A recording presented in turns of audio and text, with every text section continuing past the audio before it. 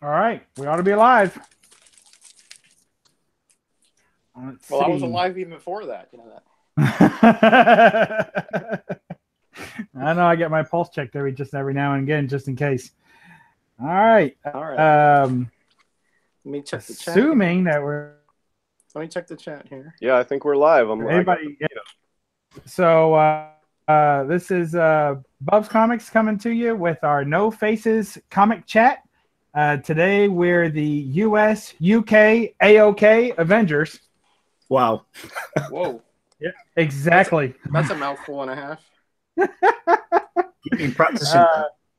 Oh yeah, I've been practicing. I like the alliteration titles. What episode is this? Our fourth, fifth? I think we had an unofficial one. Maybe this is our official third. I think this is our official third. Yeah, I wasn't there for the first one. So I don't know. First one was just a tech check. Yeah, that's not an official one. That's like a number 0. That was our number 0. You know that 0 is not a number, right? No, but in comic books they are. It's the absence of numbers. You know that, right? I did not know that. Is that kind of like white is the absence of color, and black is the presence of all colors? That's correct. Listen, hey, you're sharp. And, what can I say? And yet darkness is just the absence of light, right? All right, so you're being too metaphysical figure that for out. me now. You know, I'm just talking about zeros. You're talking about darkness. You're Metarog. What are you talking about? Metarog. Metarog. That's where we're at. Well, all right.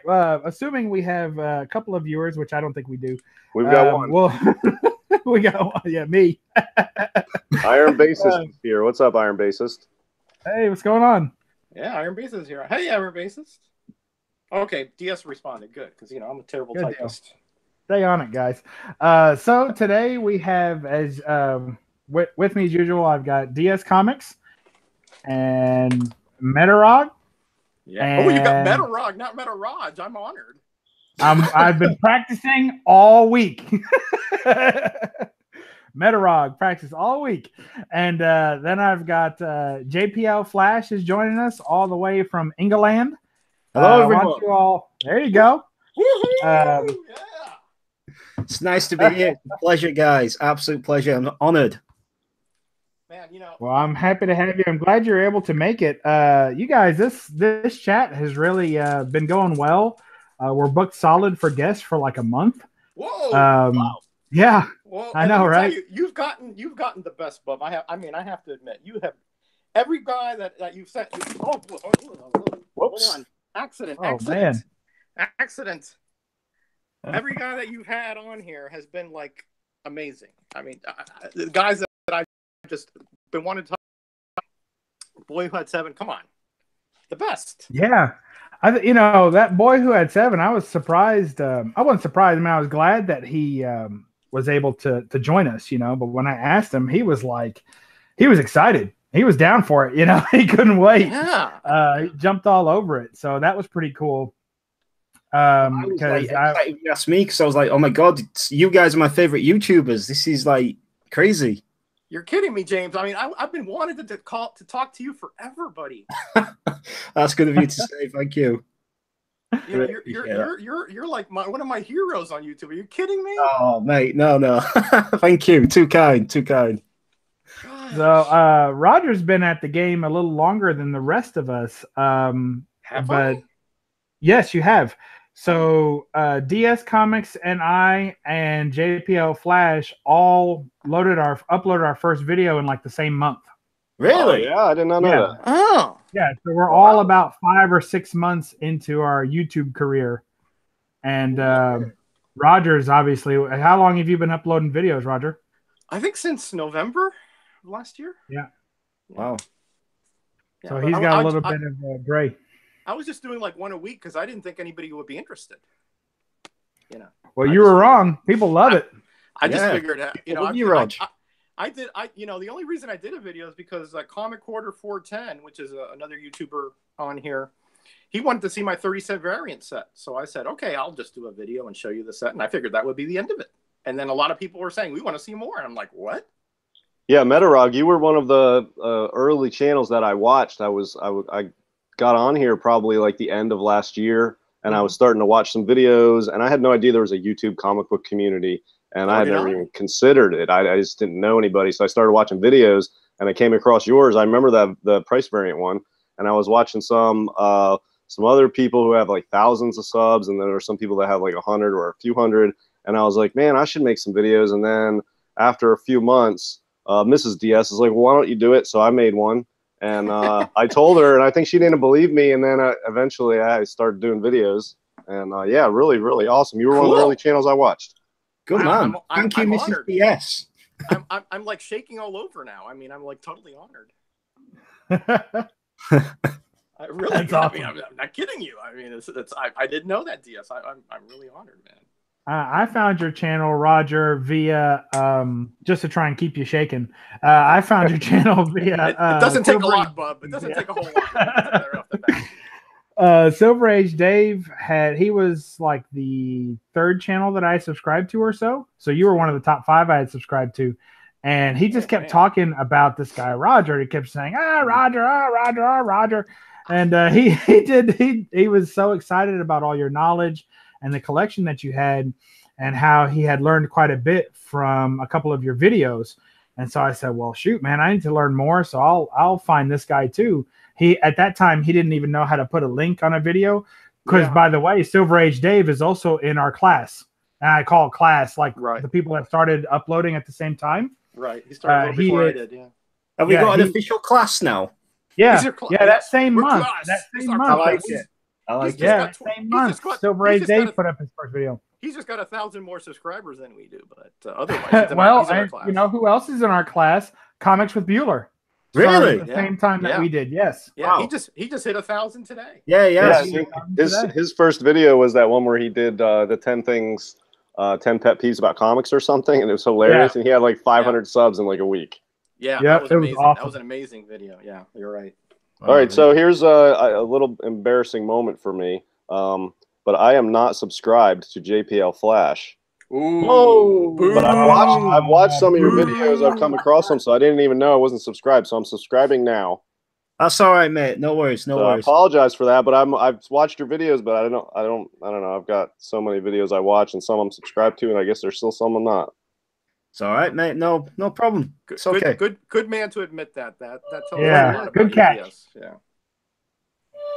But as usual, go ahead, Roger. No, I'm just saying, DS, you've missed a lot of great stuff. This guy he's about as enthusiastic and as involved in the comics that I've seen on YouTube. I mean, as soon as one of his videos come out, I'm there. All right, well, it's a good thing I've gone no face today, because I'm kind of blushing right now. All right, well, all the shows that I'm currently watching are over, so I need something to binge watch. So JPL, you're going to be my next binge watch. I'm going to watch every single video of yours. Thank you. Thanks, mate. Thank you, Rog, for your kind words. I'm going to reel it in. I'm going to reel it in a little bit. I'm going to put a slight halt to the Mutual Admiration Society meeting. Jeez, what a killjoy. I'm sorry. We need to hit some of these topics. Poor JPL Flash is going to turn into a pumpkin. It's almost midnight where he's at. Yeah. So let's. He's a night owl. Clearly. Yeah. So let's get to one of our first topics for the evening. I wanted to discuss sun fading and the effect that has on slabs and collecting, and your choice whether to display your comics or not. And it's funny, it turned out to be something of a very timely topic. I don't know. Oh man, who was it? Somebody just put out a video. Just put out a video on sun fading, and we had already had this topic selected. And he put out, so if you didn't catch that video, I encourage you to go watch that video. But he had 4 comics. He kept one in a box, right? And of course, it came out, and he kept them there for a year. It came out, of course, pristine. He had another comic, the same comic as XO Man of War, I believe, and the same comic, and it was left out raw, so no bag or board, nothing, just in a windowsill, left out raw. And then he had another comic in a standard poly bag and another comic in a Mylights too. And the point was to see the effects of the sun fading on each comic, and that's because the Mylights claim that they help to protect against UV fading. And of course, the results, spoiler if you haven't seen it, but the results are that the only comic that looks still like worth. It's certainly the other 3 comics would not be in DS Comics collection, because we know what a 9.8 snob he tends to be. So unless it's golden, then as long as it's got half a staple, he'll keep it. But, you know, when it comes to this modern type books, that was the only book that was still in the box, was the only one that was even worth having. The others were almost completely washed out, colors faded, just looked terrible. And even the one in the My Light. So that was his findings. So we were talking about this, and the idea is, you know, I've also seen, I think Reggie Simmons is doing a comic room. I think Boom Boom Comics just did his room too. And there's a lot of slab displaying going on where people are putting up these slabs. And I've looked into it, and none of the slabbing companies claim even to have any kind of UV protection in their slabs. Now, I assume that the CGC one had UV protection because of that rich blue tone that the plastic has, but apparently that's just some sort of high density plastic, and that's why it looks acrylic, and that's why it looks that way, but it doesn't actually provide any UV protection. So have any of you guys come across anything like this? Well, regarding the slabs, let me jump in there. The old CGC slabs had that blue tint, and the new ones don't, and that's just a type of plastic. It doesn't have anything to do with UV protection. I think PGX actually advertises, I could be wrong, but I think PGX advertises they have some UV protection in their cases. But yeah, I mean, as far as I know, if you're slabbing books, that does nothing to prevent UV damage and fading from the sun or light. I mean, UV comes from more than just the sun. You can close all the windows and have fluorescent lights, and you're blasting your books with UV. So I don't think any of the slabs do even a minimal job of protecting from ultraviolet rays.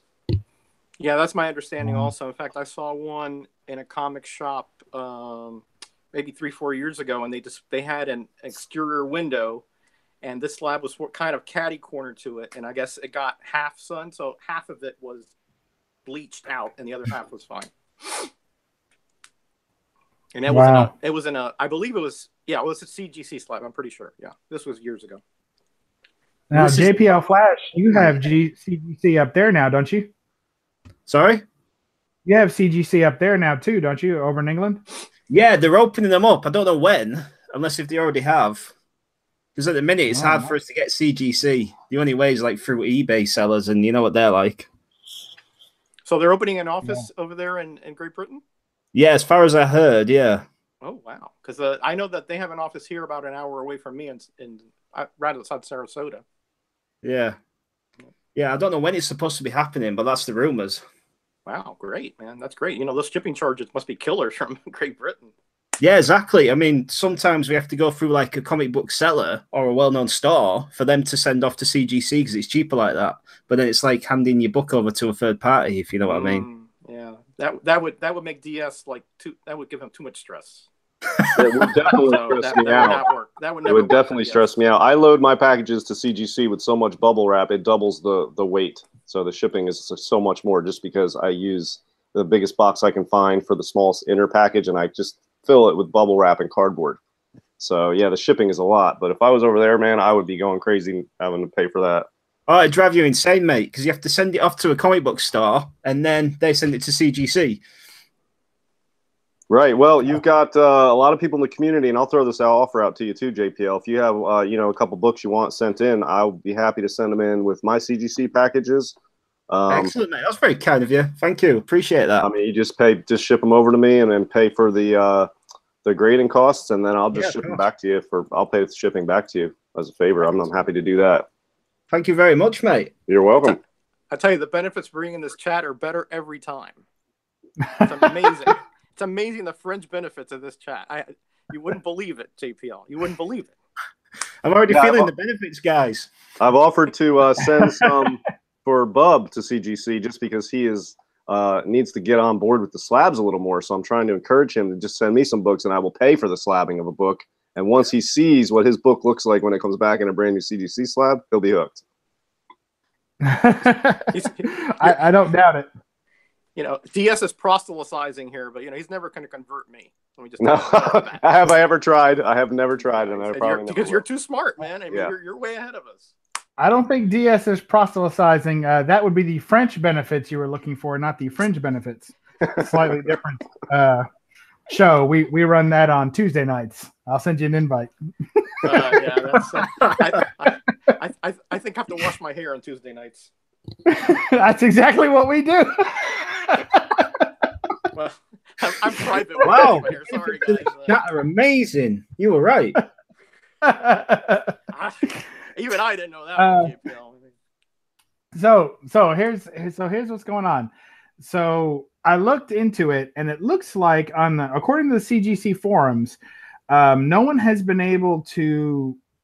Well, I'd say it like this: the majority of people at least agree on the CGC forum that the fading of a comic does factor into the grading. So that's one thing that we can at least agree on. So, has somebody got their mic or their thing? I'm hearing feedback. Huh? Somebody got I don't have any volume on my other phone, so it can't be me. Yeah, I don't have any either. Okay, it's gone. So basically, what they've agreed on is that there is factor into the grading, although it seems to be varying as to how much actually factors in. Some people say once you get over nine, then it won't hardly factor in as much. But if you're grading an older comic, it won't factor in very much. But if it's something like between 80 and 95, as far as the year that it came out, then you'll start seeing a little bit of knocks on your grading for fading. So if that's the case, when people are hanging these slabs in their rooms or rooms that have direct sunlight, and like it was said already, that not only sunlight isn't the only cause of UV fading, then if you have a 9.8 now and you hang it in sunlight, in 20 or 30 years, that's not a 9.8 anymore. I mean, the label may say 9.8 if it's not all washed out, but after that, it's not a 9.8. So what do some of my favorite slab community members think of that idea? Well, I'll wait for crickets from the non-slab members in the chat here. But you could someone could have their book fade and then still sell it like a 9.8 at the top price, like you said. Yeah, it's not a 9.8 anymore. How could it be? Yeah, exactly. You gotta buy the book, not the grade, right? I mean, no matter what the grade says to me, I'm not buying it if it's not, if it's not original, or if it doesn't have these defects. And I want to buy the book that I like, not the one that somebody tells me is a 9.8. Yeah. I'm not saying that to anti-CGC. I'm just saying, that we have eyes and brains and things for a reason. And just because somebody has an opinion doesn't mean that mine is any less valid. Well, like JPL Flash was saying, a lot of people don't have availability to actually hold the book and look at it very well. And on eBay, if you're buying slabs, a lot of times what you're going by is the grade, because the pictures aren't ever really good enough to know, especially when you take pictures through the slab itself. There's a lot of glare that occurs, and you can't get a high-res scan of a slab like you do, of a raw book. So maybe some people would be kind of fooled, if you will, into thinking that it truly is a high-grade book, when in fact it's not a true 9.8 anymore. Yeah, it could be bad for new collectors. But that's wrong. I mean, isn't there a money back guarantee on eBay if it's not the way? Well, I guess that's a kind of a catch-22 though, because it's not. They're not saying that it's not a 9.8, but over the years it's faded. They're selling it as a 9.8. So I guess that's technically not fraud, but that is really it's underhanded, to be sure. I would agree with you, Roger. I don't think it would be fraud. I don't think eBay would step in and give the buyer any money back or anything like that. Right. That's just wrong, though. Well, DS Comics, what do you think as our resident slab expert? I know that you keep all of your books inside of a barrel buried 6 feet underground with moisture packets from Walmart. Just in case, and several rat and bear traps. But, what do you think in general? Well, I do. I keep all of my slabs in boxes, covered up, And the only time I display them is if I take them out to right now. I'll probably display them at some point with a room with no windows. But the only time I take them out is to look at them, to sell them, to go through them, and for this chat. And I honestly feel a little uncomfortable when I put some 9.8s up in front of these lights, even though they're just incandescent. So I'm very aware that this is an issue. What I've got here, this is a 9.8. This is Thor 338, and it's got, you know, fading and yellowing and tanning are sort of related, and they affect presentability. But this one, I don't know how it's going to show up on the video, but the whole upper part here is noticeably yellowed, and it's still a 9.8. I just got this graded, and it came back 9.8, but it has off-white to white pages. I really don't think fading or tanning has that much of effect when you send books in to get graded. CGC actually has a YouTube channel, and they go over, you know, 2 to 5 minute long videos covering all sorts of defects. They don't even have one about fading at all, so that tells you that's not one of the most important defects they look at. They do have one about tanning, and they say in the video specifically that tanning is not likely to have any effect on the grade until it starts to have an effect on the pages. As the pages become more brittle and it affects the pages structurally, that will affect the grade. But according to them, even the tanning doesn't have much of an effect on grade if the paper is just changed from white to off-white. They said once you get to tan as a page color designation is when it may start to affect the grade, and it probably will top out about an 8.5 if you have tan pages. Now that's a pretty low page color designation for grading when you have tan, because, you know, it goes from white to off-white to cream, and, you know, so on down, and below that's tan. So only until it gets to tan, they say that basically tops out at 8.5. So they really don't take much off for that. You know, I don't think fading and tanning really have that much of an effect at CGC at all. And this is an example. This is clearly yellowed. It affects the presentability, and in fact, I'm selling this one. It's not presentable enough for me, and it's clearly yellowed at the top, and they still gave me a 9.8. So that's my view of it from a grading perspective.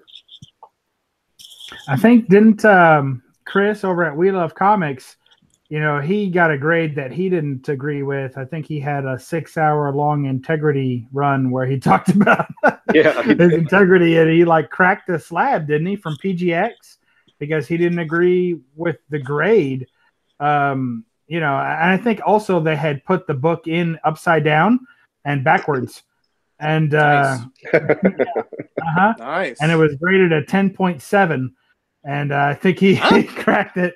He cracked it and sent it back. Is that something you're willing to do, DS? Well, I'm not willing to do that, and I'll tell you why. This is a CGC grade. This is how they grade. Is it an accurate grade? Yes. Presentability and grade are two separate things. You know, when I was looking at Hulk 181s, there was one that was super faded, and it was an 8.5. So the grade was right on for me, but the presentability was down. So I didn't even make an offer on that one. Yeah, I'm still going to sell this. You know, there's a lot of other issues with PGX that might lead someone to a decision to crack something out for integrity purposes. You've got thousands of subscribers. There's a huge PGX debate going on. This is a CGC book. They give it a 9.8. It's off-white to white. You know, it is what it is. It's not... I didn't get a 9.8 and then leave it in the sun for a year and now trying to sell it. So, you know, I think my integrity is intact, even if the page coloring of this book isn't. Yeah, I agree with you. If that's the grading, if that's the grading parameter for that, then you got no problems, right? I mean, again, if it's a problem for somebody that's based upon their likability and, like you said, presentability, but if it's within the grading parameters, then I don't see anything wrong with that. Yeah, I would agree with that. Hey, Diaz, let me ask you this. Comic Boys in the chat, he's saying, I've seen fading from sunlight. Is fading from inside light a big issue? You mentioned incandescent bulbs. In my room, I have all LEDs. I don't know. I haven't done the research on that, but in my mind, I think that that's less UV light. Do you know anything about that? Yeah, LEDs have a very low level of UV light coming off them. Incandescent bulbs also very little UV light. It's mostly you know, just a visible light spectrum. But fluorescent lights have a good amount of UV light. And I don't know if anybody's using black lights those are not strictly UV. They're near ultraviolet, but they put off a lot of ultraviolet. So any black lights or fluorescence would be the worst inside. But you know, any lighting, and if you have all the lights off in a room and you can still walk around, then there's some sunlight getting in. Any windows. I mean, if you got valuable books, I would display them in a room that has incandescent or LED lighting. I would switch them out regularly, and I would not have them facing a window, or I'd put black light curtains up or something. Yeah, good advice. Yeah. Now I know that they make these films that are supposed to go over slabs that add a layer of UV protection, but all the reviews on them that I've seen have been fairly poor. A lot of bubbling issues. You know, if you've ever tried to like tint your own windows when you're a teenager or whatever on a car, you know, I can tell you that it's hard to do. And I guess it's that type of film. And I guess it gets poor reviews. So we're just kind of stuck with slabs being non-UV protected. It's just interesting to me. It would seem like a very simple fix on the part of the third-party grading companies to add that. So I'm surprised that they haven't yet. Yeah, I'm not sure how much that would affect the cost. I'm sure it'd be more expensive to get something slabbed if they're using more than just a hard, clear plastic. So I don't know. Yeah. That's probably the next step. Yeah, I'd say that's the next progression, because I mean they just keep getting these slabs, especially CGC. They seem to really ramp up their likability of the slabs. Their presentation just keeps getting better with every new case. So hopefully they'll get on the wagon and fix that issue. Could be researching it now, guys, for all we know. Yeah, maybe they are now. They listen to our chat, you know. Then yeah. That's now listen to us. CGC. Open your offices in England soon. Yeah, there you go. They're listening to JPL as we speak. You know, who knows? They might have, you know, if you have, you know, Amazon, you know how people listen in on that, on the Alexa and all that. Maybe they're in there. But I will say fading's not always bad. I actually bought this book years ago because it was faded, and it's completely washed out. The colors are gone. It's sort of like almost a gray tone cover now, and I absolutely love it. I just bought it because this looks cool, and it's a one-of-a-kind faded book, and all the colors are washed out. The Crimson Knight is tan. Batman is gray. I just think it looks awesome. So it also looks like a printing error. I mean, that's really well done. Right? Yeah, it's faded evenly. I don't know where it was stored, but I just think it looks cool, and this is the only book I have specifically that I like because of a defect. Other than like date stamps, which really aren't considered defects anymore because people love them, but. Yeah, I love them myself. Yeah, I go crazy when I see like that. Give it character. You know what I mean? Like not defects, but something different from the others. Right. That's how I feel about this book. Yeah, I'm just putting up a Conan, and up here. Hold on, where's my Louisville Slugger? Here, up here. I got a little date stamp up there. I just love them. I really do. They give like JPL was saying, they give it character. They say, oh, this was a distributor or an LCS or somebody, you know, put this comic on top and stamped it. You know, so I absolutely love it. My 181 has a date stamp on it, and I absolutely love it. Cool. It's one of the reasons.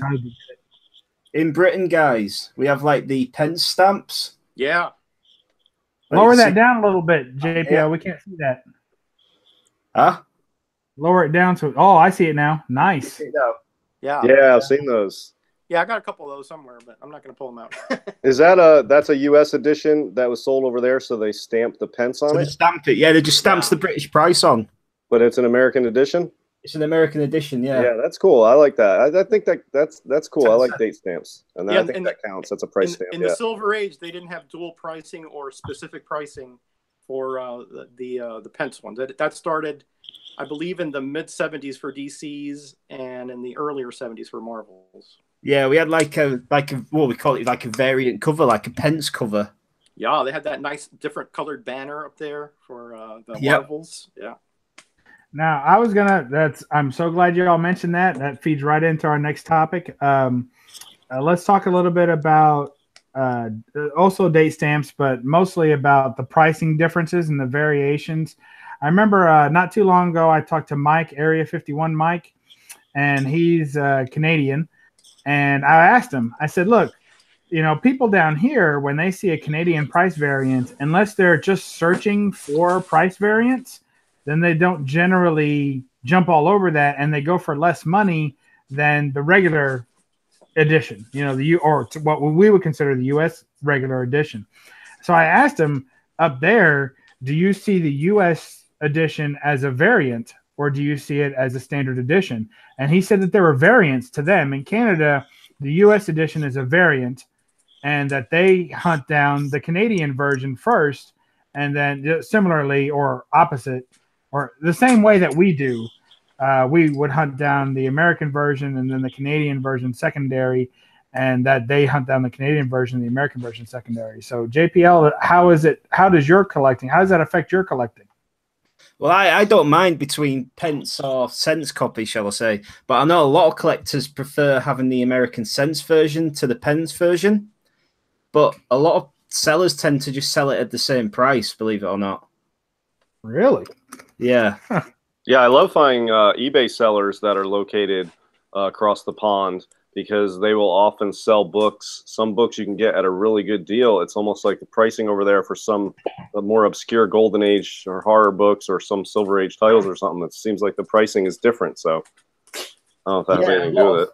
A lot of, like, shall I say, lesser known Silver Age books go for dirt cheap over here. You know, like, it's like people don't really want to collect them here. Wow. Well, they can send them all to me there, JPL. They can send them all to me. I'll take them.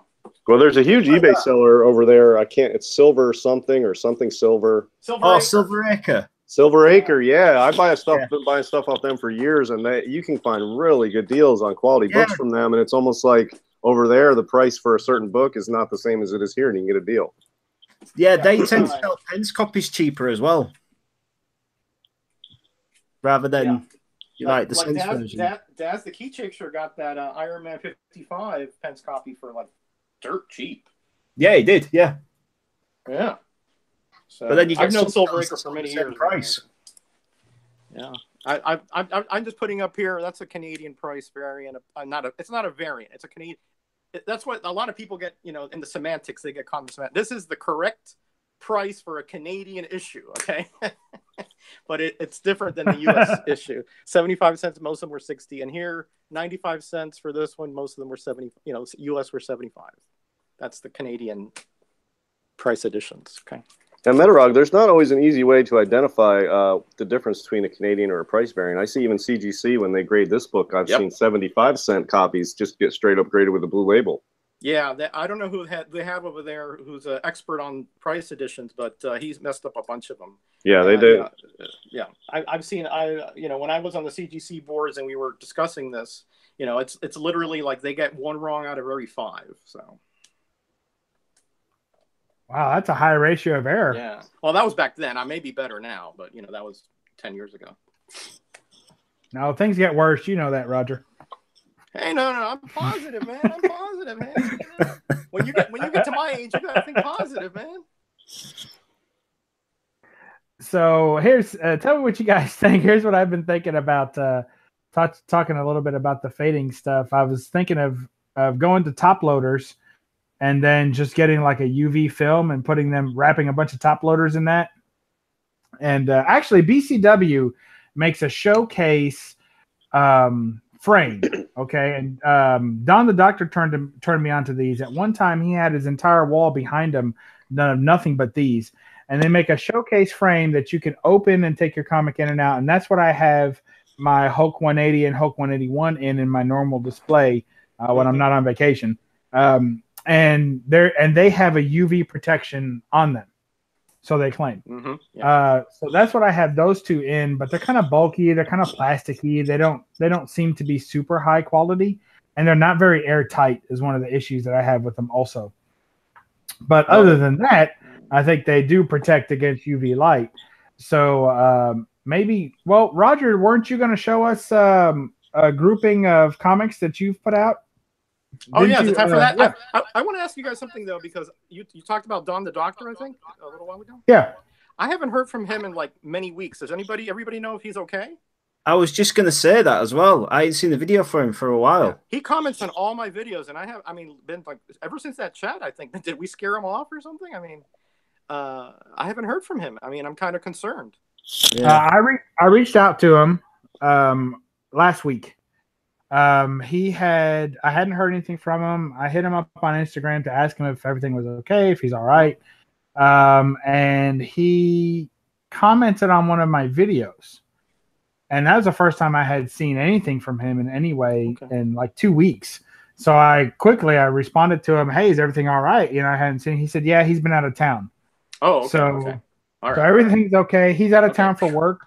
Okay. And so he hasn't been able. I assume he uses like a standard PC for all his videos and such. Right. And he's been on a work trip, so he hasn't been able to do much. So, thanks for asking. Thank you, because I don't have his email or anything, but I knew that you must have because of the chat we had. So I was going to ask you for it because I hadn't. He literally comments on dozens of videos every day, so I was very concerned. So thank you for that. Oh, no problem. I mean, my first clue was that someone else was winning contests. Because there you go. There you go. There you go. That's the big. Well, I'm gonna take my phone off the stand here so I can get to this. Oh my God! Do we get to witness an unveiling? Yeah. Yeah, I got a little thing there. So I won the boy who had 7. It's incredible the synchronicity, JPL, of all this, right? Because I won the boy who had 7's contest. I didn't even believe I did, but obviously I did because on vacation. Yeah. So they got here and it was just like a whirlwind, right? I was just blown away, right? And then he was on the chat we were on the chat with him that Monday. His drawing was on Tuesday, and my name came up, and I was like, oh my gosh, I can't believe it, right? So I got these, I think, Saturday, right? And then now we have you, one of the biggest Superman fans ever. I know. Boom, I have this display. I had no idea when I made my video this morning you were going to be on here. So again, it's just incredible the synchronicity. I just love this chat. So yeah, this is a work in progress, guys. First of all, so don't judge me too harshly. But I put up a little something because everybody has these nice walls and everything. I got nothing, so I figured I'd just do a little something here just to because I want to sort of keep this as sort of like like you went putting Christmas decorations and you put Easter decorations, etc. I'm going to change it out and so forth. But I'm going to have something, so that I don't know if you know, JPL, but I have to share my office with my wife, right? So this is like this is like the War of the Roses. I don't know if you saw that movie, but we divide the office in half, and if anything happens on her side, I'm on the big time poo-poo list, right?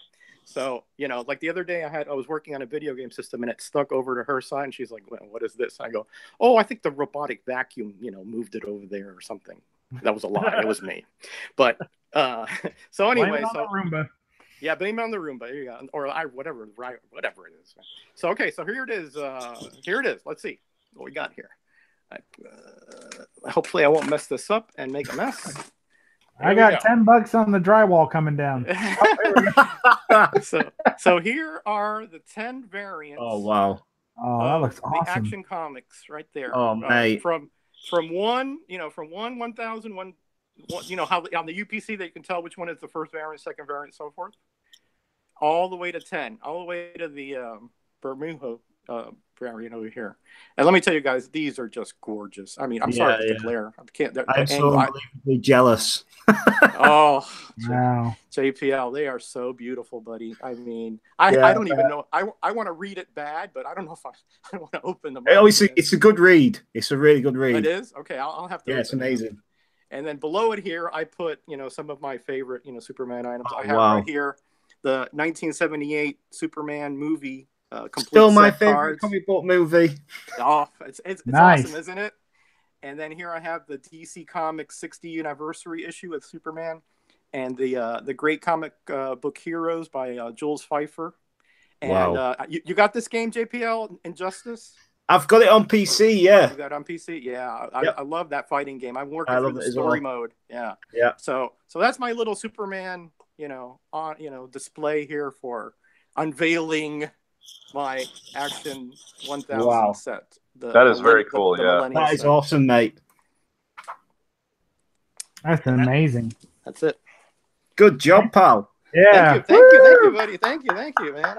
Hey, you know, we haven't been giving out points today. We're sleeping on the job, but I think Roger should get 1,000 points for the Action 1000. 1,000. Whoa. 1,000 points.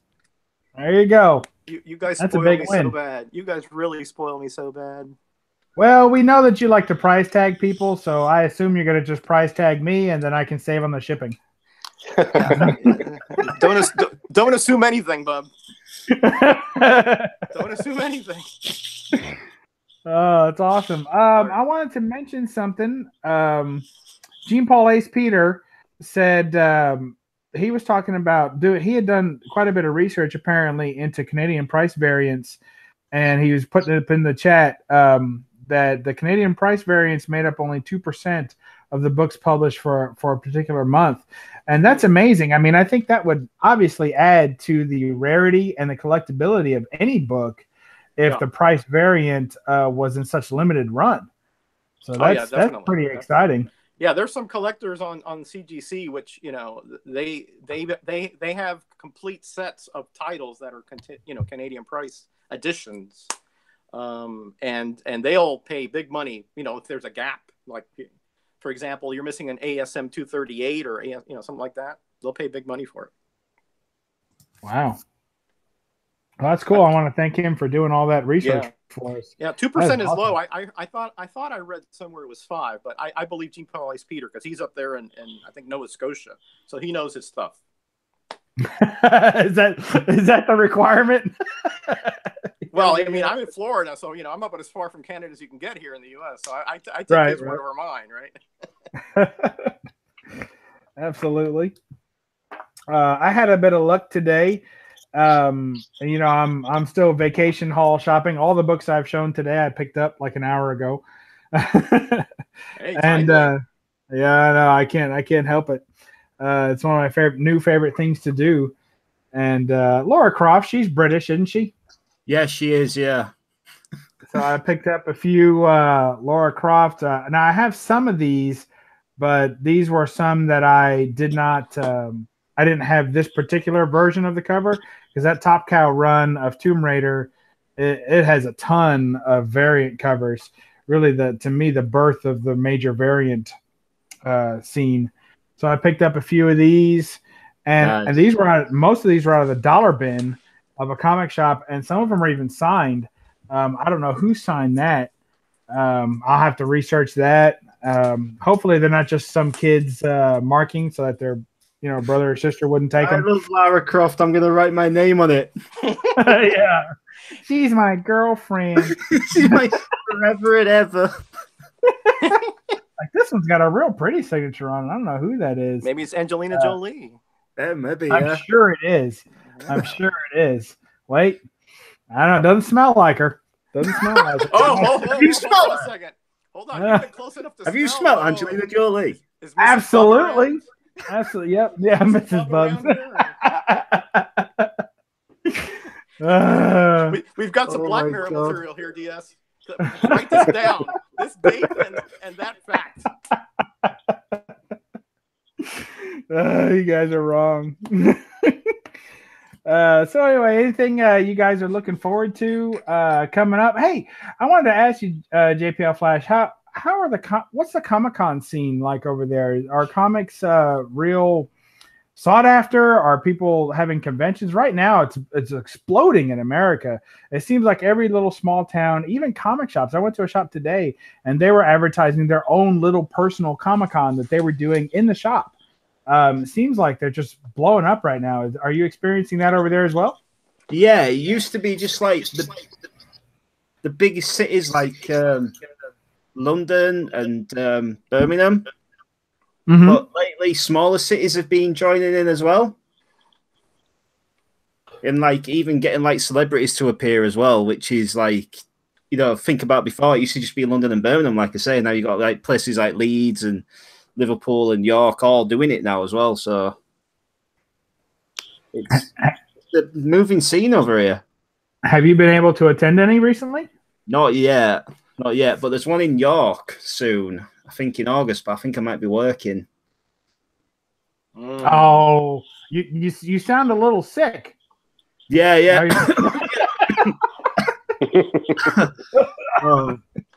And Paul McGann's there, the guy who was the 8th Doctor in Doctor Who. Oh, Paul McGowan. Paul McGann. Who's that? He played the 8th Doctor in Doctor Who. Oh, the 8th. Yeah. Gotcha. Yeah.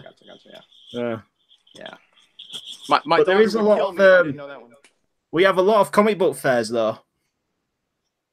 There's actually there's a company based in York called Golden Orbit, and they do comic book fairs like every weekend in different cities.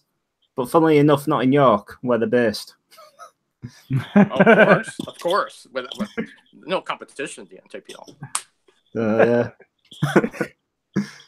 I wonder, are they able to, I know a lot of people, when they hit it big, if you will, in the movies, a lot of them will move to the Americas. So I just wondered what the celebrity grab is. Are they getting just the BBC talent, or are they pulling in any, Hollywood talent to travel across? I think at the little cons, it's just mainly like your British talent, like the BBC, you say, and stuff like that. But at Manchester Comic Con, which was is it this week or last week? I could be wrong. They've had a few TV talent from America there. Like, what's his name? Is it Christopher Judge, who was in Stargate, the TV series? Nice. Yeah, Christopher George. Yeah, I think so. Yeah, he appeared at Manchester. And we've just had, what's his name, came to Birmingham? Freddy Krueger. Oh, yeah. Yeah, Robert Englund. Robert Englund. Yeah. Robert Englund. Yeah, he appeared at Birmingham recently. Well, his name is England, so I guess that.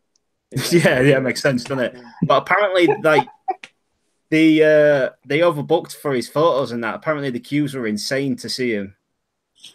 Oh yeah, I can imagine. Cool. So, yeah, I can imagine. So, when you get, all right. So we talked about some availability for some of your comic shops, JPL Flash. I just wondered what happens when you can't find, like, I remember you had bought some comics from me in an auction because you said they just don't pop up very much in your neck of the woods. So what happens when you can't find, what's your like online availability, or what's the comic scene going on over there as far as availability for comics? Like DS was saying before, like Silver Acre, they're a good place to look at. I'm always looking at Silver Acre because they're not a bad price, but it's like, shall we say, like the Copper Age stuff there tends to be a bit pricier, believe it or not. Really? Like not pricier, but like way over what it should be. But and how do you gauge what it should be? Like, how do you know? I mean, I guess because people are willing to pay whatever they have to pay to get what they want, right? So, yeah, exactly. Yeah. But well, some of us do, some of us don't. If you average together what Metarog pays for a book and what I pay for a book, that's probably the fair market value. Somewhere in between the two of those, probably. Well, I feel sorry for you, Diaz. If that's the case. Well, some books I pay top dollar for, and I'm not going to wait around to find it in a dollar bin. 10 years from now, if there's a book I want and I've got the money and it's at fair market value, I'll buy it. So yeah, you're not going to find the stuff you get in dollar bins. No, I mean, that's just not going to happen. Man, that DS picked up a Heroes Hotline, which I have to say, I didn't when I saw the video that he put up where he picked up that Heroes Hotline. In fact, I think I waited about an hour or two to even respond to it because I was so hurt that he didn't send me a text with a picture on it that he had picked that up. I was like, I can't believe he's been holding out on me. How did he pick that up and not tell me about it? So, that's because I told you about the Godzilla, and then I forgot to tell you about the Heroes Hotline. So, yeah, I got that for a good deal. I actually, interestingly, that was on eBay, and they're few and far between, and they're not super sought after. But I mean, it's got a black costume preview in it, and it's probably the hardest one to find of those preview magazines. And it was on eBay for an auction, and right when it went up, within a day or two, I contacted the seller and said, "Hey, I'll give you $30 for that," and they said no, basically.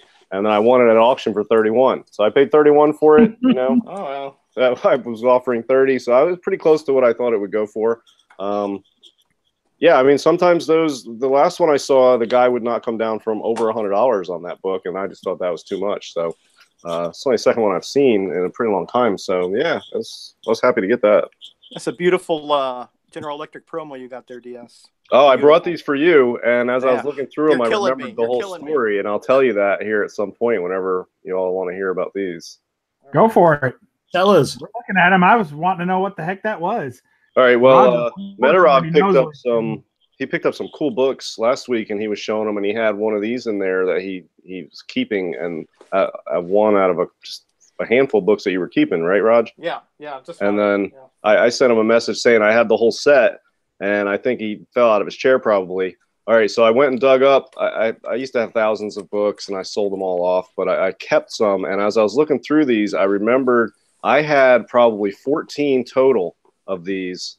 And what I did when I pared my collection down is I just kept the high-grade ones, and I sold off the ones in other lots that were pretty beat up. So the ones I kept, I've got 6, and these are just the high-grade ones that I kept. So these are all put out by General Electric, and they had like a science series of books they put out between like, I don't know, like 49 to like 60 or something like that. I'm not sure the exact range, but I think it's you're about right. Maybe the late 50s. Yeah. Yeah, something like that. And some of them they put out multiple editions of it. Like 2 years later, they put out another one. They did reprint a few of them. Yeah. Yeah, so there's quite a few. If you wanted every single one they put out, there's probably like 20 or 30 of them. Yeah. But Wow. yeah, I think they were given mostly to schools and classrooms as educational aids. But they're really cool little comic books. They're paper. They have no covers, so it's just like coverless. But that is the cover. And the ones I still have here is this one is Our Place in Space. I've got Adventures in Jet Power. Oh, And this that was one, awesome. Wow. yeah, this one's really cool. They did a lot of different editions of this one, so they all have really awesome covers. But I don't know which year this one is from. But yeah, I'm showing mine up here, but it's a totally different looking page there. you got the Jet Power one? Yeah, but it's totally different looking.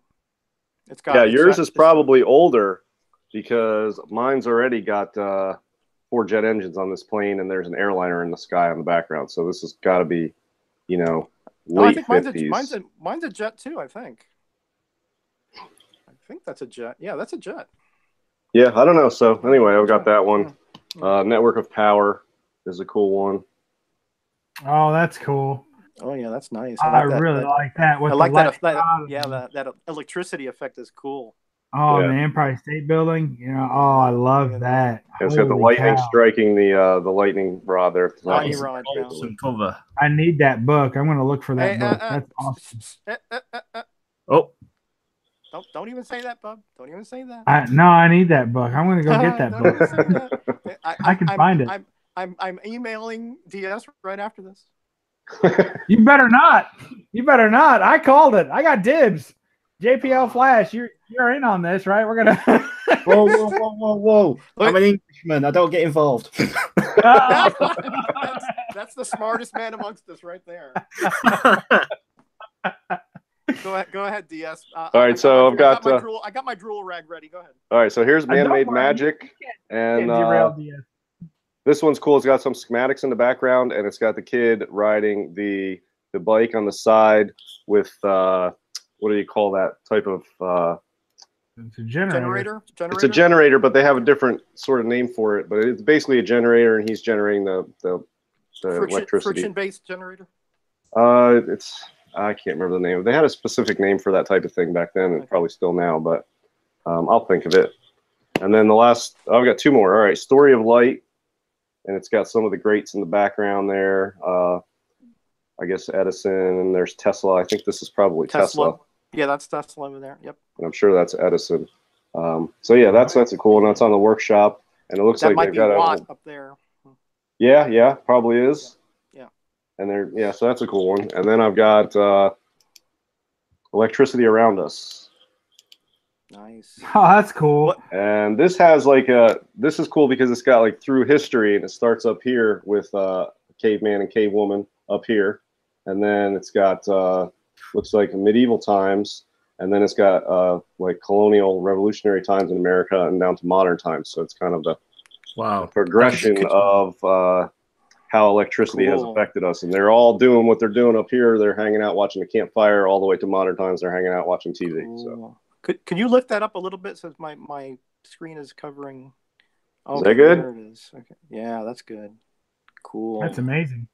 Yeah, so these were just the highest grade ones that I kept, and I had a whole bunch of other ones that were just in worse condition. I got rid of them. They're really not super hard to find, and they don't go for a lot. I think some of them are tough to find, but you can probably do an eBay search and find most of these on there for, you know, anywhere from $5 to $15. Condition might be a problem, but they sort of things like comic books in history. Yeah, but they're cool little just obscure little oddity books. There's a lot of history in comic books. You can go. There are so many different historical aspects. If you go to the Classics Illustrated, and if you go to the classics. And if you go to the Dells that had a lot of historical type, and the ECs even had some. Yeah, I've seen you show a few. Mm-hmm.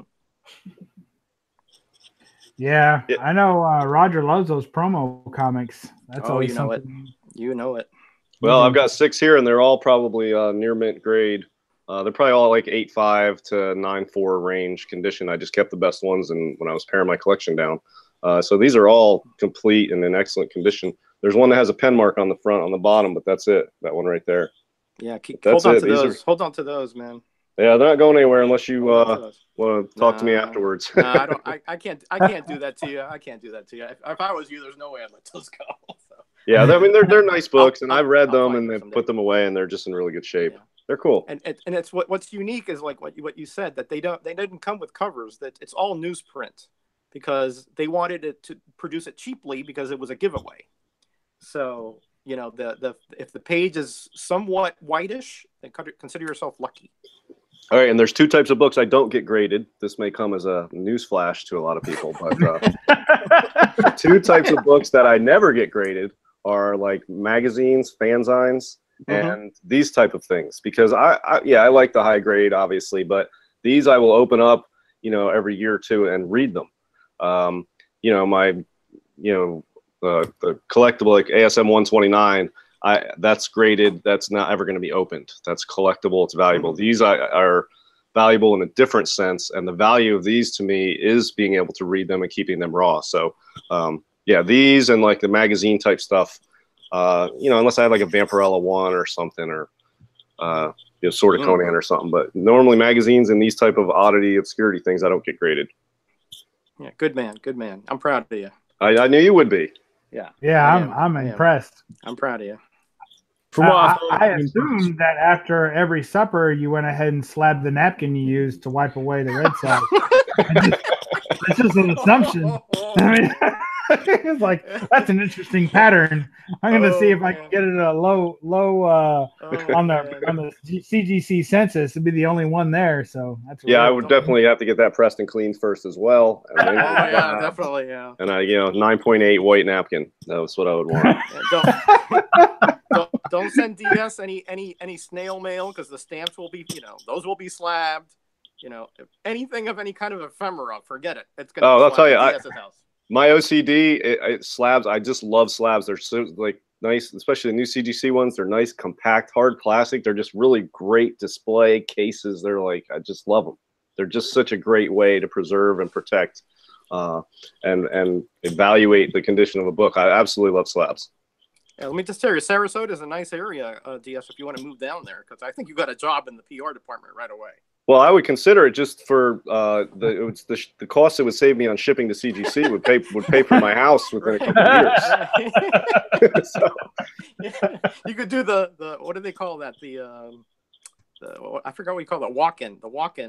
Right, that's what exactly. ETA Nick does that. ETA Nick drives over to the office and drops off books and drives over and picks them up and does unboxings in the car. And I'm so jealous. I would love to drive over there. I'd be over there every other day. Oh my gosh. Maybe it's a good thing you don't live over here. Yeah, probably.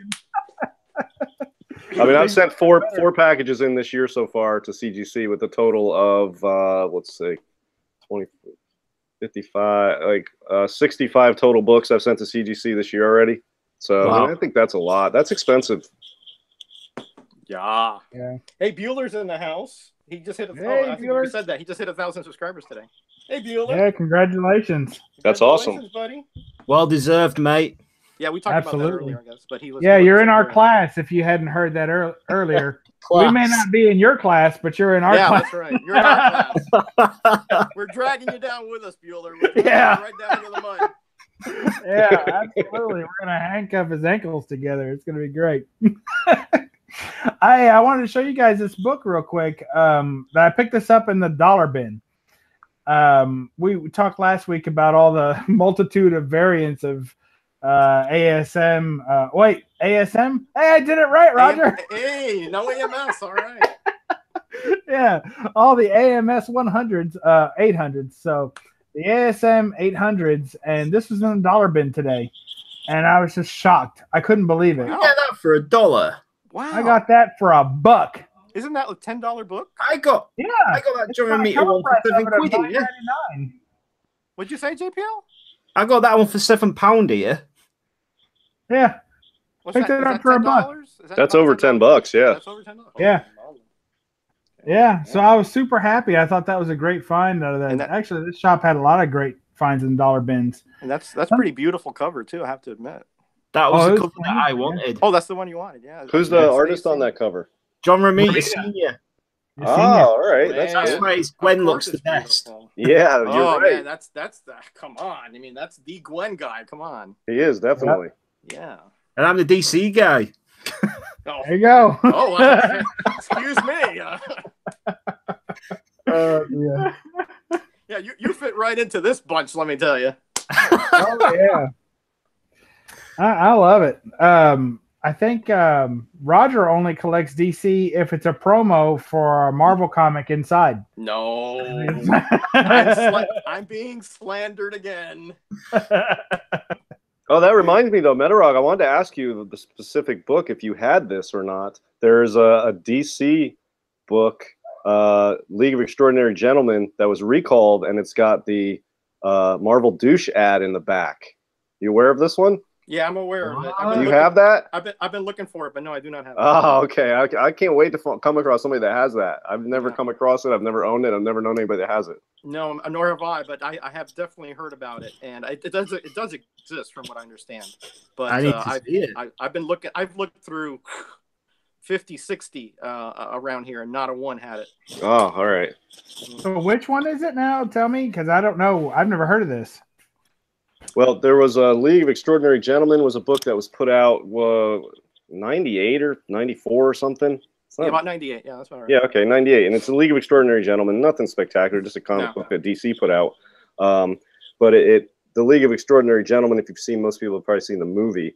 It's set in like the late 1800s, the Jules Verne steampunk era. So they they used original ads from way back in the turn of the century in the comic book. So instead of flipping through and seeing the ads we see today, they used old school vintage ads for the advertising in the back when you get to the ad page. And one of them was for a company selling douches, and it was the Marvel Douche Company. And it was a legit product from a legit company back in like 1901 or something.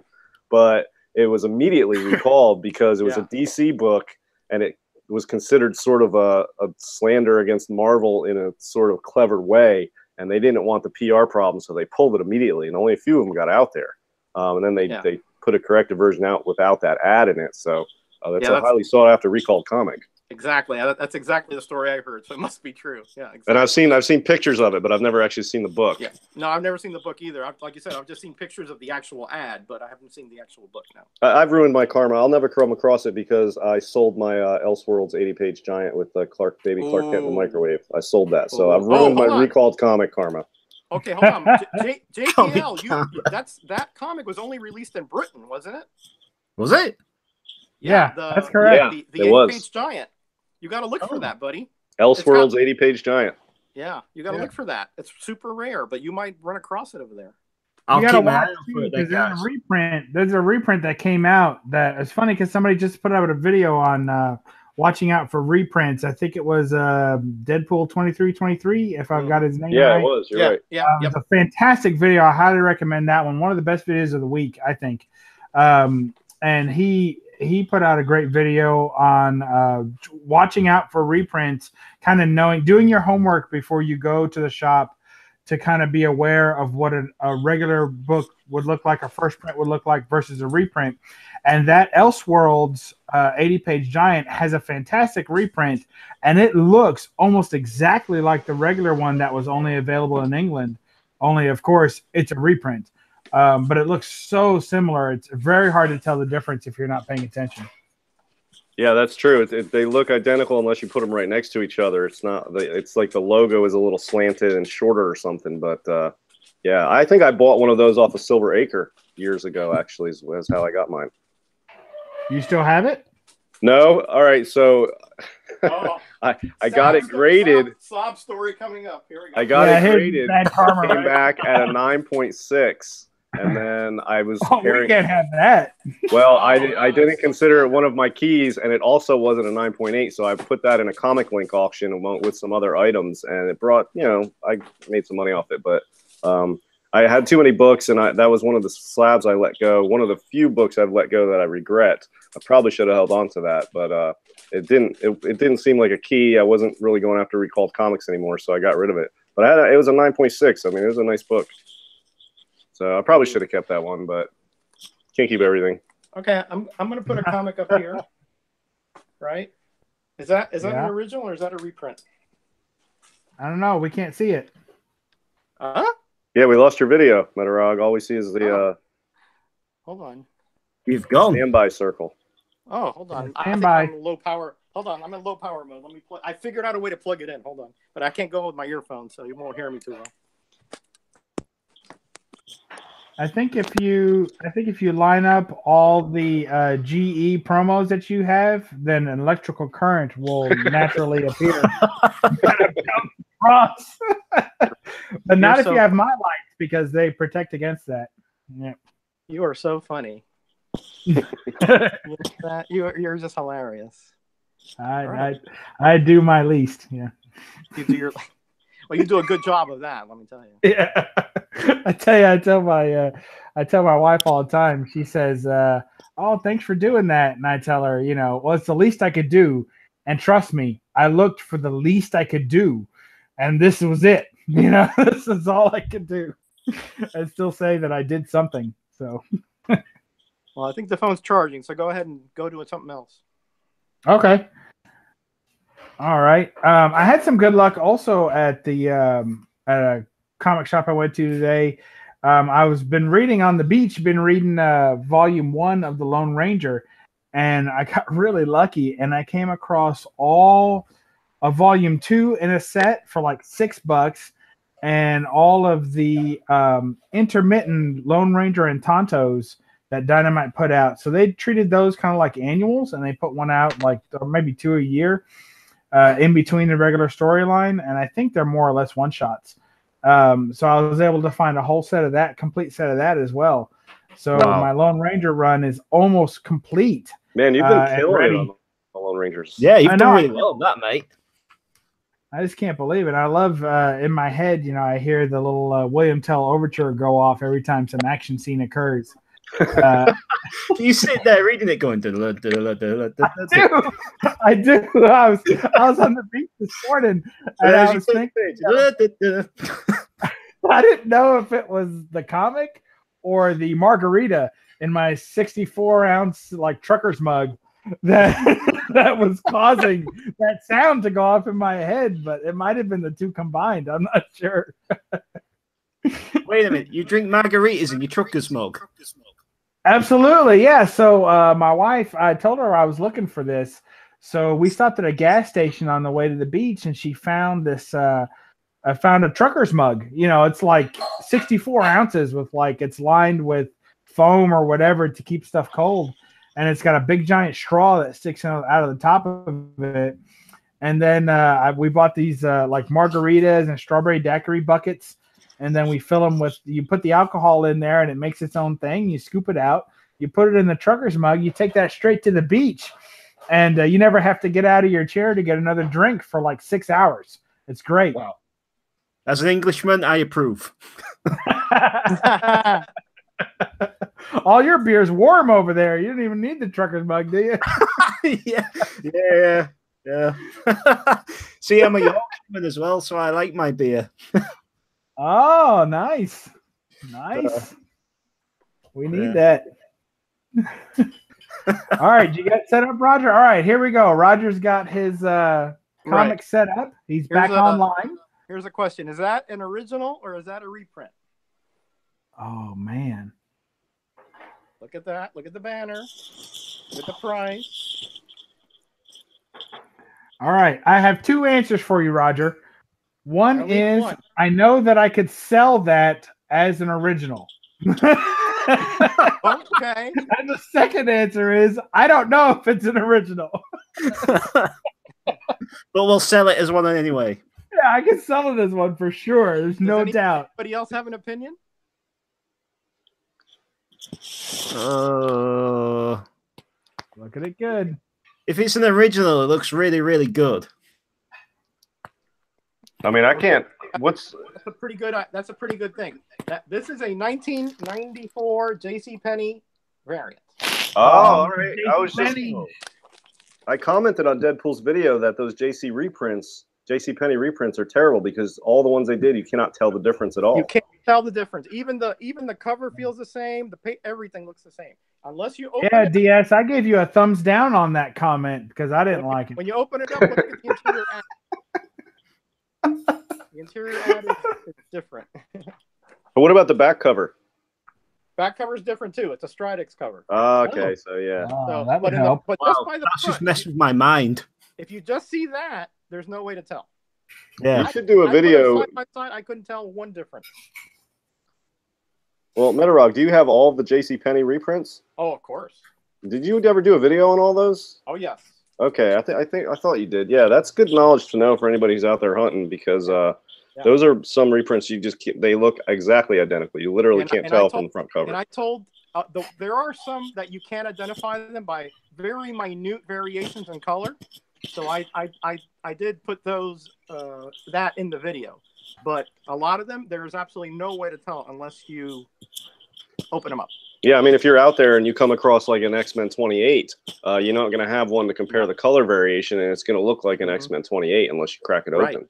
That's a very good. That's a very good example, right there. And they did like such random type of books too. It wasn't like they picked any type of specific series. They're all over the map with the ones they did reprints of. So some of them, I think it's whatever they had handy at the printers at the time because you just Avengers 88.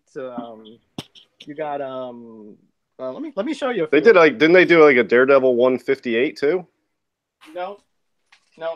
They did a Daredevil key, I think.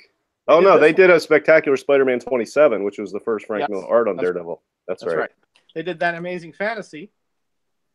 I don't have the original to compare it to, but it looks legit. Yeah, I mean, other than it's just super high grade. That was just super high grade, right? And here, this one here. Yeah. I mean, it's incredibly hard to tell. That one, very hard to tell. The greens are just a slight shade off, but I mean, unless you have them side by side, no way to tell. No way to tell. But isn't it also the case that some of these JCPenney comics have become quite sought after by collectors as well? The reprints alone have their own value set. Obviously, it would not be the same as a pristine copy of, say, that Tomb of Dracula would have been if it were that good looking and still of the proper age. But they do have their own collectability and can be hard to find in their own right. Oh, yeah. They can be hard to decipher. But from the cover, but once you get the back cover or once you open them up, it's a piece of cake. Yeah, I really, I'm not a collector of reprints, and I can appreciate the value of those and the rarity, and it's a unique item. But I think reprints, it's almost an ethical thing. There ought to be something on there that indicates it's a reprint. Maybe not the word reprint, but just something that collectors will learn to know to look at, like a black dot underneath the price or something that gives it away that you can identify it, because it's tricky and it allows a lot of unscrupulous people to sell them to people who aren't really knowledgeable about it. Especially to people that are new to comics as well, like we were saying before. Right. Yeah. I found myself that my knowledge of comics has grown at an exponential rate.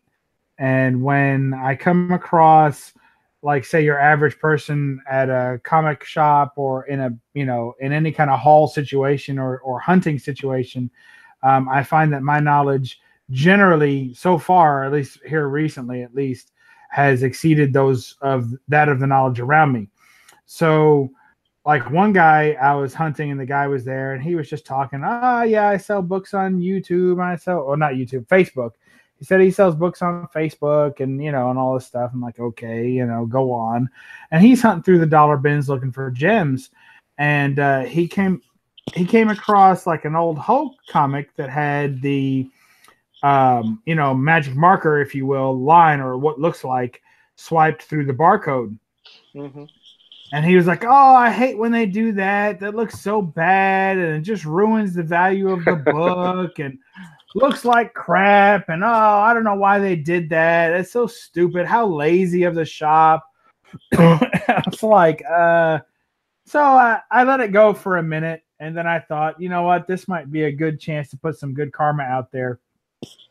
So I explained to him, that was actually how they determined direct editions at the time. During that transition. And then he was like, oh, yeah, I think I knew that. And he pulled it back out and he took it with him. I said, all right, that's better. Here's one that you can tell it's a reprint, but why? How can you tell this is a reprint? Oh, I see the black dot that DS was talking about. It's there. It's the first one. It's the Lady of Liberty's left toenail. Nope. Her big toe is painted black. I see it. Nope. That's not it? Nope. Well, I'm not sure. I can't tell why that would be what gives that away. Yes, you can tell. The information is there. That's why I put this other one behind it. All right, let me take a closer look. Bring it up a little closer. Yeah. I see the 10-cent on it, which is always difficult. When they put the original price, it makes it tougher. Look at this comic behind it. Look at this comic behind it. What should this be that this is? This is a Golden Age comic. The size is... it's the wrong size. Yeah, it's the wrong size. Size. Golden Age would be much bigger, up to here. So. Yeah. That's dirty.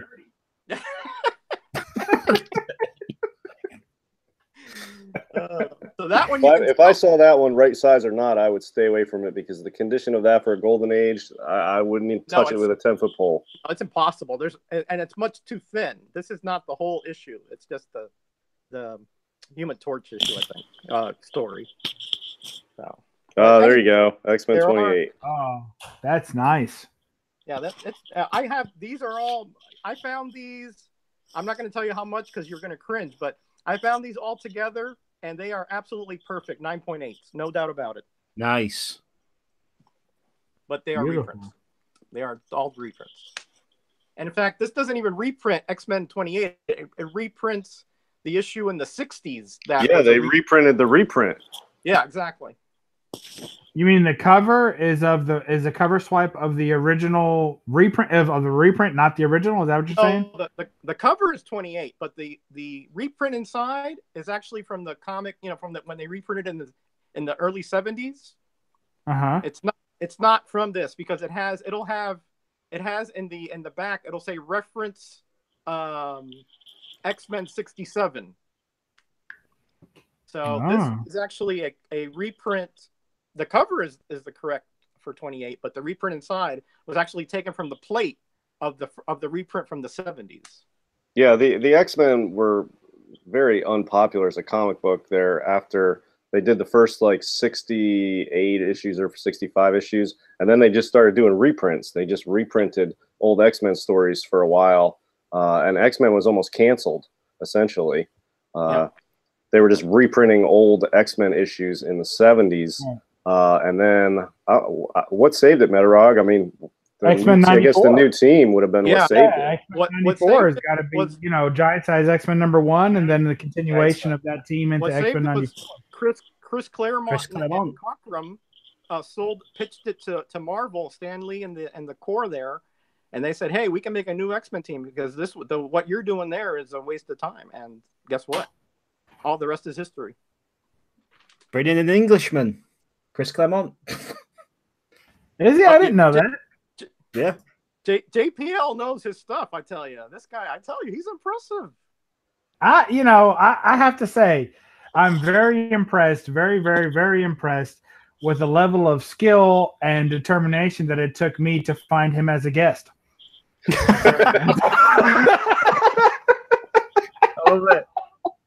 Do you carry that mirror around with you everywhere, or is that just at home? No. I have a guy that pays me to carry it. Oh, okay, all right. I was just wondering. That's all. I was just wondering. Just out of. Hey, Splash Page Comics, welcome. Oh dear. Oh boy.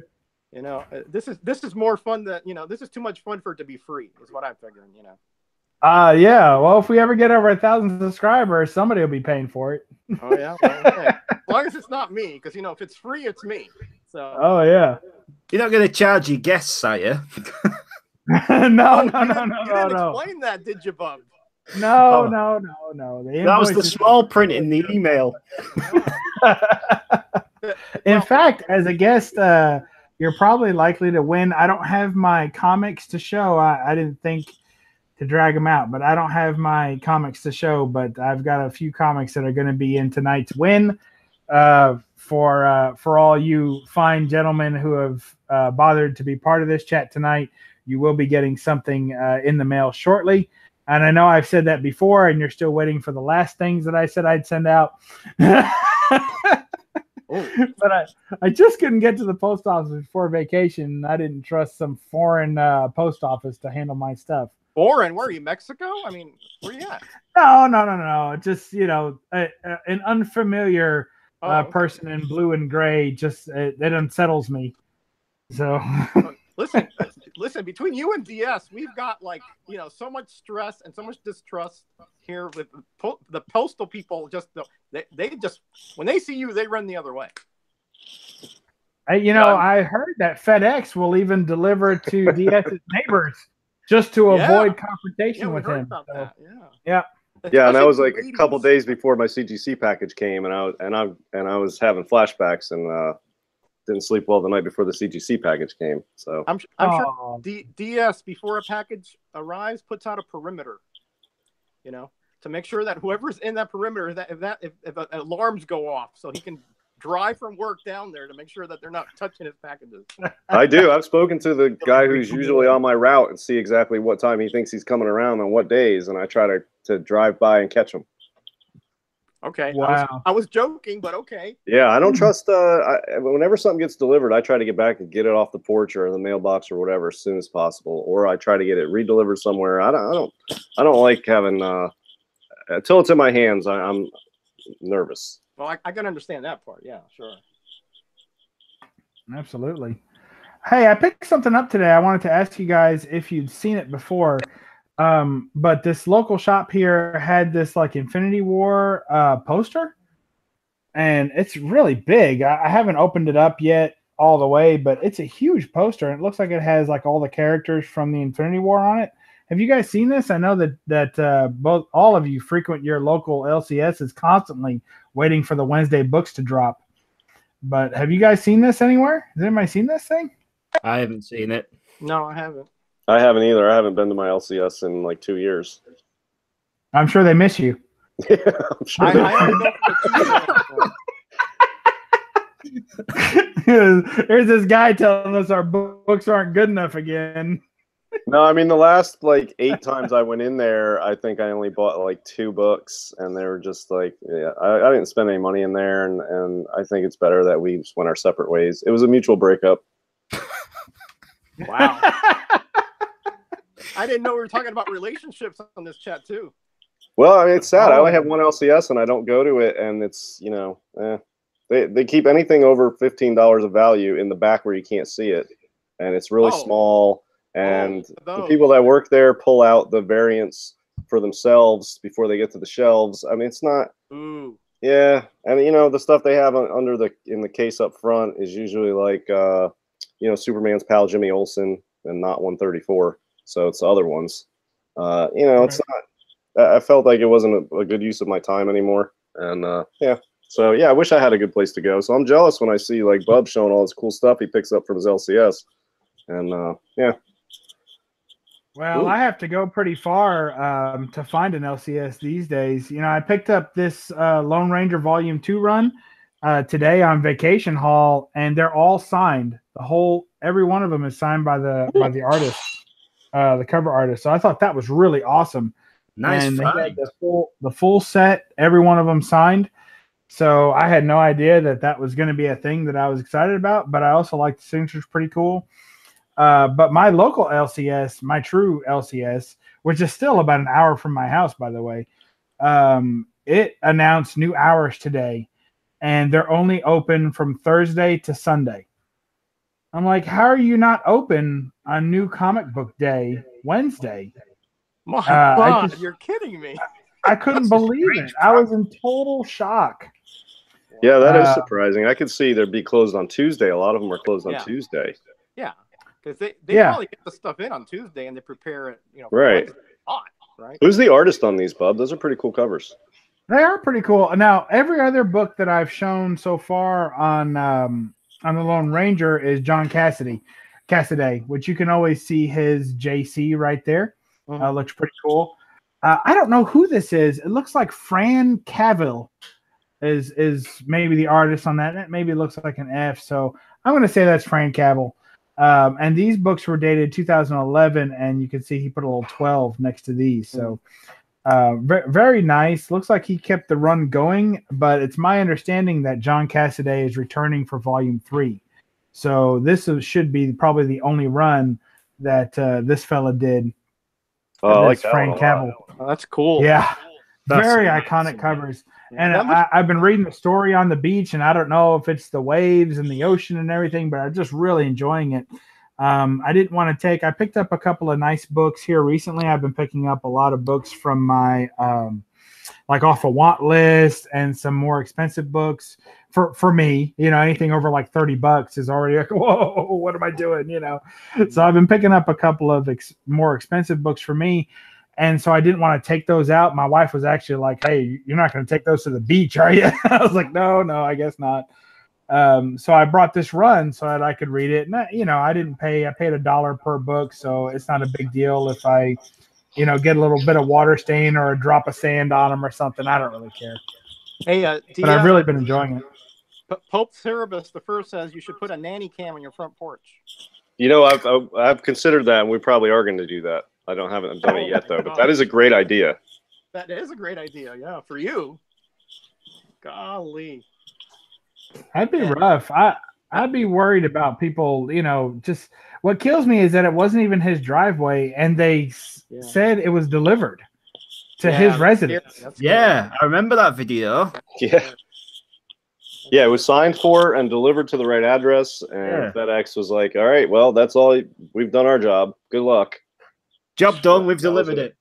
Yeah, it was delivered and signed for, and then they did their job, so they're done with it. So I actually was literally knocking on doors. That something happened to me similar to that, but it was actually USPS.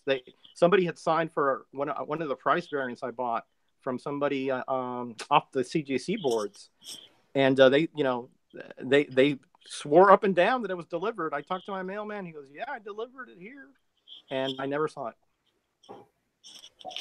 Yeah, I got another one from Gills311, a YouTuber. I haven't seen him do a video in a while, but that one on, I think it was Friday or Saturday, it said delivered, and I never got it. And then the post office came by Sunday and delivered it. So I don't know what happened there, but they brought it on a Sunday, and it was marked as delivered on Friday.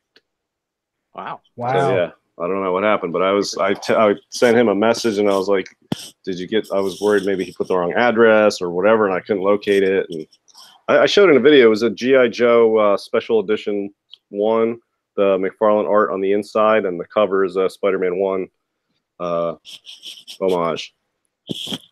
Nice. Nice. I actually just opened up a eBay case today. I had bought a set of books on July 16th, and it was in the listing. It was free shipping, but it also said expedited shipping. So to me, expedited shipping means at least priority mail, and I should get it in 3 to 4 days, right? So I was expecting this book somewhere around the 20th. Didn't see anything, wasn't even marked ship. So I contacted the seller and said, "Is my book shipped?" And the seller, this was like on a Monday that I had purchased them, and the seller said, "Yeah, I was, no offense to any millennials, but it just seemed like a real millennial response. Like, yeah, I was gonna get that shipped out at the end of the week after I sold a few more books, and I was gonna ship them all together." Well, that's. I'm glad you're enjoying your week and everything, but that's not what you said in your, that's not the listing that I purchased here. So if you wouldn't mind, he's like, "Yeah, I'll get yours sent out tomorrow." Oh, and then I said, so I'm kind of I don't think I'm a jerk, but if I get taken that way, whatever. So, so I said, "So what kind of refund should I be expecting, considering that this was not shipped as it was said to be shipped in the listing?" And they said, "No refund. I'll send it out tomorrow, I guess." I'm like, "Okay, great." So, so then like a tracking number, this was like on a Thursday. So the tracking number shows up on Sunday as awaiting, the package at U.S. Postal Service, and it's got a tracking number, but that's it. And it's been like that ever since. Still to this day? Still to this day. So I have contacted the seller a couple of times over this and said, "Hey, what's up?" So about 4 days ago, I contacted the seller and I said, "So it still shows no tracking. Would you please?" Because I just had this instance happen on my last package where they put the wrong shipping number in. They fat fingered the number or whatever, and it was the wrong number. So I said, "Would you please check the shipping number, tracking number, make sure that it's the correct tracking number, and verify that this package actually has been taken to the U.S. Postal Service?" And they said, "Yeah, tracking number's right." But I talked to the Postal Service, and they said this happens sometimes with media mail. Oh, I said, "Oh my God, that's a kiss of death." Media mail troubles over there. This thing, I'm telling you, JPL Flash. First of all, comics don't qualify for media mail because they have advertisements in them. Yeah. So generally, if this, I've not actually heard of this happening, but the story is from the U.S. Postal Service is that if this package gets opened at a random check, which they apparently do, random checks, and if they find that it's comic books inside, they will send it off into like shipping limbo, where it'll sit there on some guy's desk like forever until they actually go through it, find out who the original shipper is. Then they attempt to contact the original shipper to add postage to it in order to send it further, or they'll contact the addressee and ask for additional postage at that time. But it just sits in this dude's like backlog, and there's like one guy, and I think he's in Nova Scotia. So that's about it. So we maybe it's Paulie's Peter. I think it might be Gene Paulie's Peter. He's got my books. So he was the media mail guy. That happened to me once. I sent something media mail, and they did open it. Mine was subject to one of those random opening, and they checked it, and it got sent. I found it back on my front porch on my door with a note saying how much additional postage I owed, and it had been opened and pre-taped back shut. This was years ago when I was still new at shipping and selling online. I wasn't even on eBay at that time, but I was still. It was. I don't even think. I think it did qualify for media mail in any event. It was those Wolverine Saga 4-part miniseries from the 90s, and they were like square bounds. I don't think they had ads in them, but I sent a media mail, and 2 days later ended up back at my front door with a note saying how much postage, and I guess they opened it and saw it was comic books and sent it back to me. And then I got an email from the seller or the buyer who gave me a tracking number and said, "What's up? This looks like it's just taking a circle and it's back in where you're at, and what's going on with that?" And I'm like, "I'm sorry, there's an issue I have at the post office to get it right back out." And I got it out there, but I was subject to one of those random checks. They opened my package and sent it back, even though it did qualify. But I would never send anything media mail again, and I would recommend anybody selling online do not ever send media mail. Wow, thank you for that. I've never actually heard a testimony of someone getting their package opened. I mean, the post office has threatened that occurs. If you go to their website, it say it can occur. But I had never actually heard someone say that has happened. So thank you for that. Yeah, it's never happened to me, but I've heard that it does happen. Yeah, and it was on a different online site where I didn't use. I think I wrote on the label, which is maybe why I was subject to the check. But on the label, I wrote the name of my quote comic shop that I was using online on a different site at the time. I wasn't using my name. It was like, you know, I sent it like from DS Comics essentially. So they saw it was from something comics, and so maybe that spurred them on. That to might have open been a it. trigger, yeah. But when they opened it and saw it was comics, it was still the Wolverine Saga books that I think didn't have ads anyway. Yeah, they don't apply that rule across the board. It just sort of depends on who you get. Yeah. And, you know, and I recommend anybody who's going to sell comics, I said it before on this live chat, don't use media mail. It's a couple extra bucks for first class or priority. It gets there way faster, and it's just the proper way to send comics is don't use media mail. But a lot of people still do. I buy a lot of stuff off eBay, and I get a lot of media mail still. It sounds like a way of making more money from what I gather. Oh, it's a lot cheaper. It's a lot. It's sometimes a half or a third of the price. Sending it by media to make more money. I mean, yeah. I don't mind getting it media mail if you know per se, but if it doesn't get to me, well, that's on them, you know. Well, I noticed that the packages for media mail take much longer, but they also seem to be more beat up for some reason. I don't know if they're going through a different postal facilities or something, but they spend more time out there in limbo and they suffer more damage, and the boxes are always more beat to hell. Yes. I've heard that actually they're used as a practice ball for Manchester United. Well, nice. I heard it was Liverpool, but anyway. You've been keeping that one warm, haven't you? Yeah. Yeah, he's probably got a list, JPL, you know. Yeah. Let's get some English jokes in now. That's the secret. They're always warm. I've always got them on the hot. What I heard, DS, talking to this gentleman that used to work in the postal service, was that media mail only goes on the truck on the ground and only when there's room. What? What? That's insane. So if you send it out during Christmas time, it could take 3 weeks to get to you. Holy cow. So, but I've got actually mail stuff like in 2-3 days. Yeah, I guess in the middle of the summer maybe, but I mean, percentage-wise, it costs more for me as a seller to ship something priority. I shipped a bunch of books today that I sold. All right, so I put them in a box. It was a CGC slab priority. It was like $9. Medium mail is like $3.50. It's an extra $6. I think buyers are happy to pay a little extra in shipping to know that it's coming quickly and safely. And you know, I don't know. I don't use medium mail, and I think I'm happy to pay a little more when somebody ships it to me, and I think most people are. So a few extra bucks for stuff we're buying, I think it's worth it. Cool. Yeah. Hey. All right, guys. Well, we've done it again. Oh, man. An hour and a half. We've wasted everybody's time. We've wasted our time. I thought we just did. No, we didn't just start. No, you come in right on time, which, you know, as anyone in the military will tell you, is 10 minutes late. So that's right. I just got the email when I got on. I'm telling you. So we've done it again. If we don't get off this chat real soon, Mrs. DS is going to turn DS Comics head into a media mail package. That's his worst nightmare. You ain't going to CGC either. Yeah. He'll be walking down to Sarasota. That's a 1,000-mile trip for you, DS, right? Yeah, I mean, I'll do it if I have to. He'll probably still beat my package there. I got a couch for you, DS, over here if you want to make a stop. I may take you up on that. I've got some GE books to use for payment for you. Oh, nice. Yeah. You get the bedroom for those. Yeah, he's only got 1 page per, though. He knows that's how you like them. We've gone back to the benefits of being in this group. There you go. I'm telling you.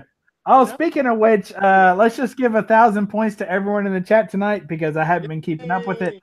So so we're all leaving, and everybody gets a book sometime next month as soon as I get to it. So Awesome. It's a long vacation there, Bub. Congratulations. Oh no, I'm sending them media mail. That's what I'm gonna send them out tomorrow, but you won't get them for a month. DS is already like counting the days here on his ledger. Oh, he's gonna get a nanny cam out. Well, I need to get a nanny cam. Oh, nice.